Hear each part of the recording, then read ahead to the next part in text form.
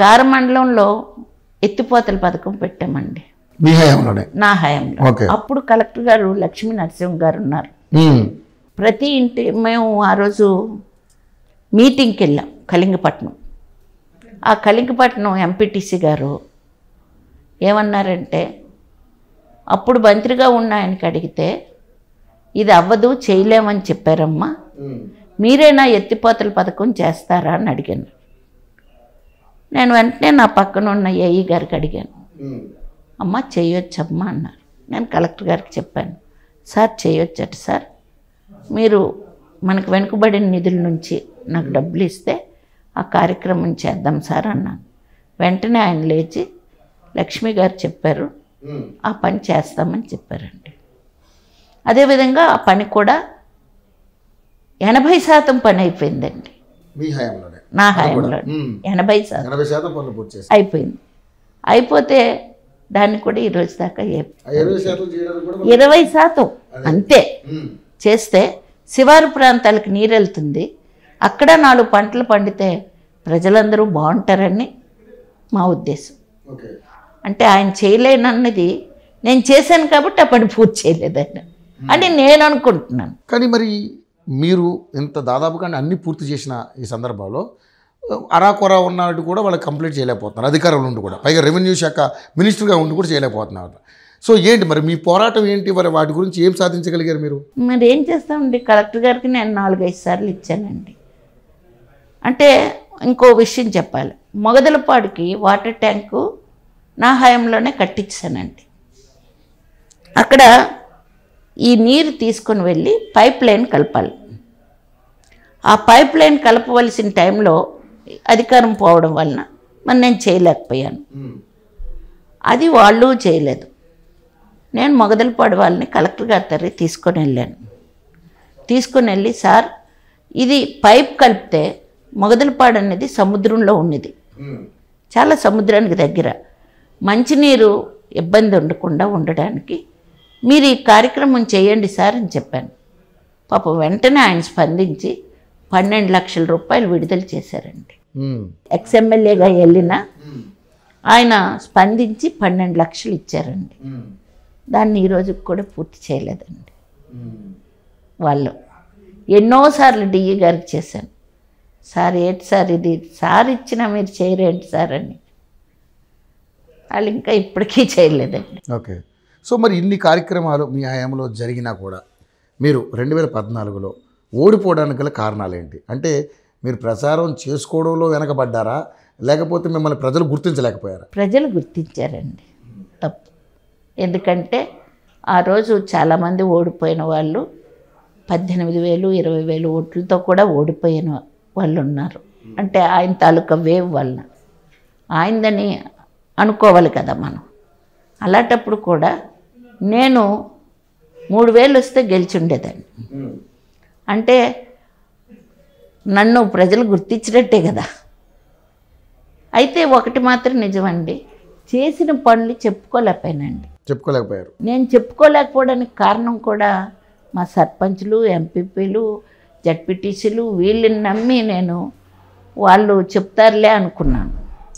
అది కంప్లీట్ చేయలేకపోయారండి ఎవరు. వాళ్ళే మిమ్మల్ని మోసం చేశారు ఒక రకంగా? అలా అనుకోనండి, చెప్పడంలో వాళ్ళు కూడా ఫెయిల్ అయ్యారు, నేను ఫెయిల్ అయ్యాను. సో ఇంత చేసినా కూడా మీరు ఓటమి చెందారంటే సరే, ఎక్కడొకక్కడ కొంత లోపం లేకుండా అయితే లేదు, అది నిజాయితీగా మీరు ఒప్పుకుంటున్నారు. అవునండి, మీరు మీ ఫెయిల్యూర్ మీరే ఒప్పుకుంటున్నారు. మరి ఏంటి మరి ఈసారి జగన్మోహన్ రెడ్డి ప్రభుత్వం మళ్ళీ వైనాట్ 175 అంటూ ముందుకు వస్తూ ఉంది. ఈసారి 30 ఏళ్ళు మేము అధికారంలో ఉంటామన్న ధీమాతో ముందుకెళ్తా ఉన్నారు. యుద్ధానికి సిద్ధం అంటూ కూడా పెద్ద పెద్ద హోర్డింగ్లు పెడుతూ ఆయన మీ మీద యుద్ధం ప్రకటించాడు. మరి ఏంటి, ఎలా ఎదుర్కోబోతున్నారు ఈసారి? అంటే ఇప్పుడు జనసేన టీడీపీ పొత్తుతో ఈసారి టీడీపీ ఇక్కడ అధికారంలోకి వస్తుందనేది టీడీపీ క్యాడర్ చెప్తున్నటువంటి మాట. మరి ఏ విధంగా ఉండబోతుంది ఫైట్ మీ మీ మీ మీ ఎక్స్పీరియన్స్లో చెప్పండి. ఇప్పుడు మేము చేసిన పనులు చెప్పుకోవడంలో కొంత మేరకు విఫలం అయ్యామండి. ఒక్క నాదే కాదు, చంద్రబాబు నాయుడు గారు చేసిన సంక్షేమ పథకాలు కూడా ప్రజల్లోకి మేము సరిగ్గా తీసుకెళ్ళలేకపోయామేమో ఆ రోజు. అందువలన ఓటమి చెందడం అనేది నిజం. ఈరోజు ఆయన చేస్తున్న పనులు మనం చెప్పక్కర్లేదండి, ప్రజల్లోకి ఆటోమేటిక్గా వెళ్ళిపోతుంది. జగన్మోహన్ రెడ్డి చేస్తున్నవి. ముఖ్యంగా రైతులు ఉన్నారంటే ఈ రోజు దాకా ధాన్యాలు వెళ్ళలేదండి, వాళ్ళు పండించుకున్నది. రైతు భరోసా కేంద్రాలు పెట్టారు, చాలా హంగామా చేస్తారు. ఏమీ లేదండి, ఏమీ లేదు. ఆ భరోసా కేంద్రాలకు వెళ్తే 5 కేజీలు 6 కేజీలు ఒక్కొక్క బస్తాల నుంచి ధాన్యం తీసేయడం, ఆ తర్వాతవే పంపించటం. మీరు 1700 ధాన్యంలో 200 తీసేస్తే 1500 కదా ఇచ్చినట్టు.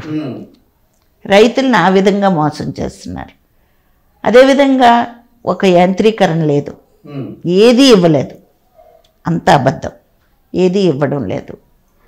ఇక రెండో పంటకి నీరే లేదు ఈరోజు, ఎందుకంటే వర్షాలు పడలేదు, ఉన్ని నీరుని జాగ్రత్త పరచలేదు, అసలు ప్రాజెక్టులనే సరిగ్గా చూడలేదు, ఏమీ చేయకుండా రైతులను వదిలేశారు.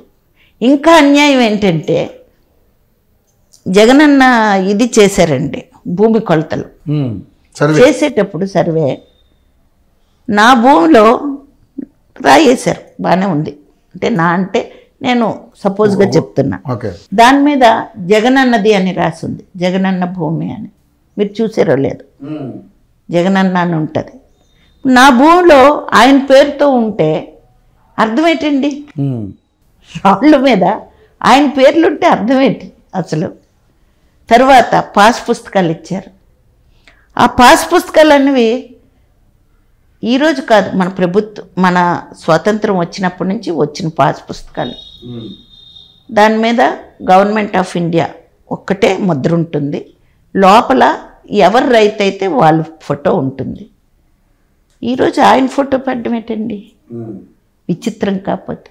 అంటే పాస్ పుస్తకం మీద నా ఫోటోవే ఉంది, ఈ బౌండరీస్కి నా పేరే ఉంది, ఈ భూమి నాది అని రేపు చెప్పినా ఆశ్చర్యపోవాల్సిన అవసరం లేదు. ప్రజలు దీన్ని గుర్తిస్తున్నారా? గుర్తించారండి. ప్రజలకు మీరు చెప్పే ప్రయత్నం చేస్తున్నారా ఇది మోసం జరుగుతుందని? వాళ్ళే చెప్తున్నారండి, వాళ్ళే చెప్తున్నారు ఏటమ్మా ఈ మోసం అని. మేము కూడా చెప్తున్నాం, తెలియని వాళ్ళంటే ఎవరు లేరు, తెలియకపోతే మాత్రం మేము చెప్తున్నాం, అది జరుగుతుంది.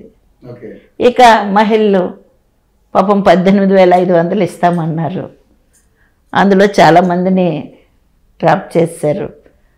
ఎవరో కొద్దిమందికి అందుతుంది, అందేవాళ్ళు సంతోషిస్తున్నారు, అందని వాడు తిడుతున్నారు.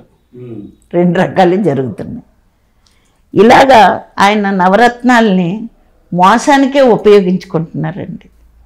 అది తప్పు అని చెప్పినందుకు మా కార్యకర్తల్ని జైల్లో పెట్టడం, కేసులు పెట్టడం, లేదా చితగ్గొట్టడం, ఇలాంటి కార్యక్రమాలు చేస్తున్నారు. అందుకని ఇవన్నిటి ద్వారా మేము ముందుకెళ్ళి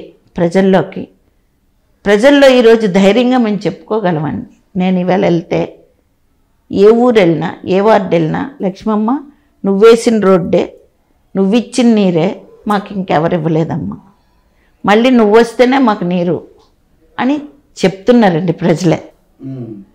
కాబట్టి నువ్వే రావాలి అంటున్నారు. అంటే ప్రజల్లో అవేర్నెస్ పెరిగిందండి. ఏ కార్యక్రమం చేసినా తెలుగుదేశమే చేస్తుంది, వీళ్ళేం చేయరనిది వాళ్ళ బుర్రల్లోకి వెళ్ళిందండి. వెళ్ళిందండి. ఇంకా మా మాయలోనే ఉన్నారంట? లేదండి, వెళ్ళింది. కానీ వాలంటీర్లకు భయపడి పైకి చెప్పడం లేదు. ఏంటి వాలంటీర్ వ్యవస్థ మీద మీ అభిప్రాయం ఏంటి? చాలా ఘోరం సార్ అది వాలంటీర్ వ్యవస్థ. ఇప్పుడు 50 మందికి ఒకరిని పెట్టారు, వాళ్ళు బాగోగులు చూడమన్నారు, బాగానే ఉంది. కానీ ఈ 50 మంది వాళ్ళని ఏం చేస్తున్నారు? నువ్వా లక్ష్మీదేవి వచ్చింది, వెళ్ళావా మీటింగ్కి, నీ పెన్షన్ కట్, ఆ నెలతో తీసేస్తున్నారు. లేదు వైట్ కార్డు కట్ తీసేస్తున్నారు. ఇలాగ కార్యక్రమాలు తీసేస్తుంటే వాళ్ళు భయపడిపోతున్నారు. భయపడిపోయి ముందుకు రావడానికి ఆ టైంకి భయపడుతున్నారు. కానీ ప్రతి ఒక్కరు కూడా 2 నెలలు పోయాక ఆ భయానికి తాలూకా సమాధానం చెప్తారు. ఓటు రూపంలో ఉన్నాం. పక్కా